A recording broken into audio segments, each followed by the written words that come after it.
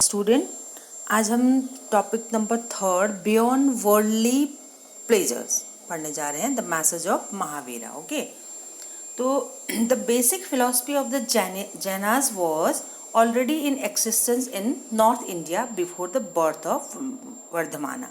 वर्धमान जो 23rd तीर्थंकर थे बेटा, उनके बर्थ से बहुत पहले और तीर्थंकर हो चुके हैं। तो नॉर्थ इंडिया में जो जैन धर्म था उसका प्रचलन था। Okay, who came to be known as Mahavira in the 6th century according to Jaina tradition. जो जैना ट्रेडिशन है वो बताते हैं कि जो महावीरा है वो लगभग बुद्ध जो थे ना भगवान, उनके टाइम पीरियड के हैं। ठीक है, तो he was preceded by 23rd other teachers of Tirthankaras, literally those who guide men, women across the river of existence। उस मतलब एरिया में, नॉर्थ साइड में, नॉर्थ इंडिया में रहने वाले लोग थे, वहाँ के लोगों को शिक्षा देना, गाइड करना, वो मैन को, वुमेन को, वो जैन लोग करते थे। ठीक है, तो इसमें महावीरा का ज़्यादा योगदान है। The most important idea in Jainism is that the entire world is animated. वो बोलते थे जैसे कि बहुत अलग अलग धर्म है, हिंदू पौराणिक धर्म भी देखा आपने, बौद्ध भी, इसमें तो ये पूरे वर्ल्ड को एनिमेटेड, पूरा जो दुनिया है ना उसमें ही जीवन है, ऐसा बताते थे। ठीक है, even stones, rocks and water have life. वो बोलते थे कि जैनिज्म के अकॉर्डिंग जो लाइफ है वो कहाँ कहाँ पर है, पत्थरों में, पानी में, रॉक्स में, मतलब हर जगह। ठीक है, इवन मैन मतलब जो ह्यूमन बींग्स है उसमें तो है ही है, other then even stone, rocks and water में भी।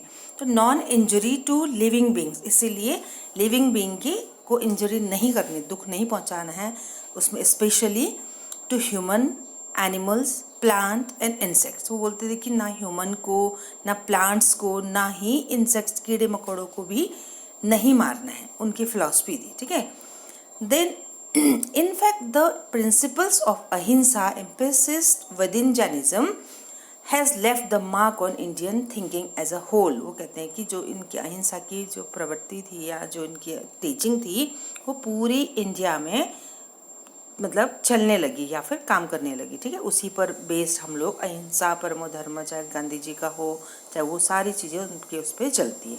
ठीक है, फिर क्या था बेटा, According to Jainism teaching, the cycle of birth and rebirth is saved through the karma।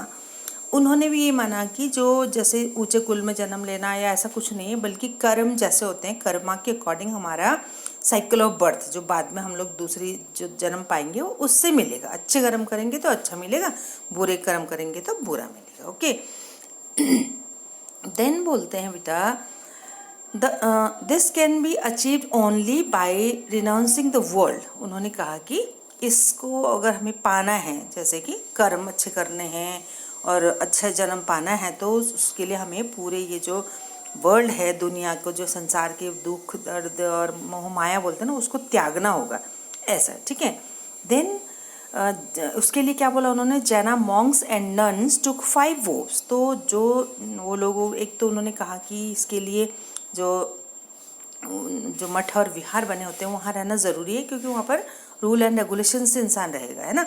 Then उन्होंने अपनी जो जैन मॉन्क्स और नन्स थे उनके लिए 5 vows, 5 व्रत करने को बोला। ये आपके एनसीईआरटी क्वेश्चंस में भी आ जाता है, तो इम्पॉर्टेंट है। तो this 5 are from killing, abstain from killing, किसी को मारना वारना नहीं, जीव हत्या नहीं करना, स्टीलिंग, चोरी वोरी नहीं करनी है, लेइंग, झूठ वूठ नहीं बोलना है, एंड ऑब्जर्व सेलिबेसी, ब्रह्मचर्य का पालन करना है, and to obtain from processing property, जो प्रॉपर्टी है ज़्यादा से ज़्यादा अर्न नहीं करनी, जितना चाहिए उतना ही चाहिए। ठीक है, देन है बेटा हमारा the world beyond the palaces, ये एक केस स्टडी है। ठीक है, आप इसको पढ़ेंगे।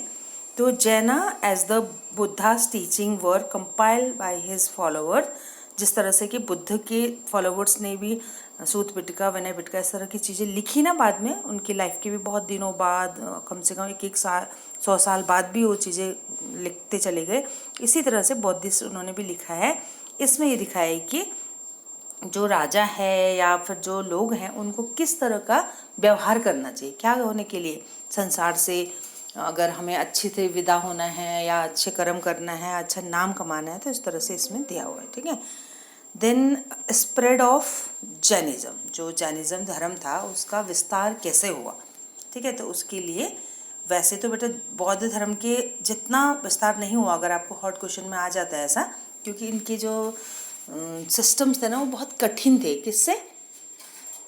बौद्धिस्ट धर्म से, ठीक है। बौद्ध धर्म ज़्यादा फला फूला है रेदर देन जैनिज्म, बट फिर भी इसके आप वो देखेंगे तो इसमें है gradually Jainism spread to many parts of India like the Buddhist, Jaina scholars produced a wealth of literature in a variety of languages. Buddha धर्म की तरह ही उस जो जैन धर्म था उसके जो मतलब फॉलोवर्स थे, उन लोगों ने भी डिफरेंट डिफरेंट लैंग्वेजेस में इनकी टीचिंग्स को, इन सबको लिखा, like Prakrit, Sanskrit and Tamil. For centuries, manuscripts of these texts were carefully preserved in libraries attached to the temples. जो जैन धर्म की टेम्पल्स थे उनमें लाइब्रेरीज बनी हुई थी, उनकी जो किताबें हैं वहाँ प्रिजर्व करके रखी जाने लगी, ठीक है। तो यहाँ पर स्प्रेड ऑफ जैनिज्म है बेटा, जैसे हमने देखा महावीरा है वो 23rd तीर्थंकर है, तो उससे पहले यानी कि जो फाउंडर कौन था, अगर बुद्ध धर्म का फाउंडर पूछेंगे तो महात्मा बुद्ध ही है ना। उनकी तो पूरी लाइफ स्टोरी भी दी हुई है आगे। बट जैनिज्म के जो फॉलोवर्स, सॉरी उसके जो स्टैब्लिश करने वाले थे, फाउंडर थे, वो है आपके ऋषभ देव। तो ये भी कई बार पूछ लिया जाता है, ठीक है। Some of the earliest stone sculpture associated with the religious tradition were produced by devotees of the Jaina Tirthankara and have been recovered from several sites through the subcontinent. मतलब जो पूरे सबकॉन्टिनेंट है हमारा, मतलब भारत में या आसपास, वहाँ पर जो इनके जो धर्म के ट्रेडिशन की चीज़ें थी, उनके बहुत सारे डिवोटीज़ हुए, बहुत सारे तीर्थंकराज हुए, तो उन लोगों ने आगे आगे बढ़ाई थ्रू द स्कल्पचर। कुछ स्कल्पचर बनाए, कुछ टेक्स्ट बुक्स लिखी। तो यहाँ पे आप ये जो पिक्चर्स देख रहे हैं बेटा, वो है आपका a page from a 14th century Jaina manuscript. Jaina manuscript से ही 14th सेंचुरी से लिया हुआ है, ठीक है। तो फिर अब हम लोग नेक्स्ट वाली वीडियो में पढ़ेंगे the Buddha and the quest of enlightenment. Okay बेटा, हैव अ नाइस डे.